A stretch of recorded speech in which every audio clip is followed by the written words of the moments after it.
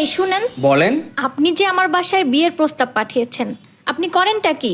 এই যে রাস্তাটা দেখতে পাচ্ছেন, এই রাস্তাটা আমি বানিয়েছি, কন্ট্রাক্টর। ও আচ্ছা, বানিয়েছেন তো এখন আবার খুঁড়তেছেন কেন? পানির লাইন লাগাতে হবে না, তাই করতেছি। পানির লাইনটা আপনি তখন লাগাতে পারতেন না যখন আপনি রাস্তাটা বানিয়েছিলেন? তখন তো আমি কোনো অর্ডার পাই নাই, অর্ডার পাইলে তো এটা খুঁড়বো, তাই না? আচ্ছা, এই পানির লাইনের কাজ ধরেন আপনার 6 মাসের মধ্যে কমপ্লিট হয়ে যাবে, এরপর আপনি কি করবেন? আবার খুঁড়বো। আবার কেন খুঁড়বেন?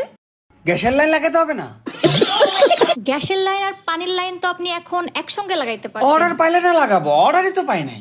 গ্যাসের লাইন, পানির লাইন সবকিছু মিলাই তো আপনার 2 বছরের ভিতর কাজ শেষ হয়ে যাবে, এরপরে তো আপনি বেকার, তাই না? কেন বেকার হবো? এরপর সরকার চেঞ্জ হবে, এরপর আবার অর্ডার হবে, আবার খোঁড়াখুড়ি শুরু হবে, খুঁড়বো আর খুঁড়বো, কোনো সমস্যা নাই।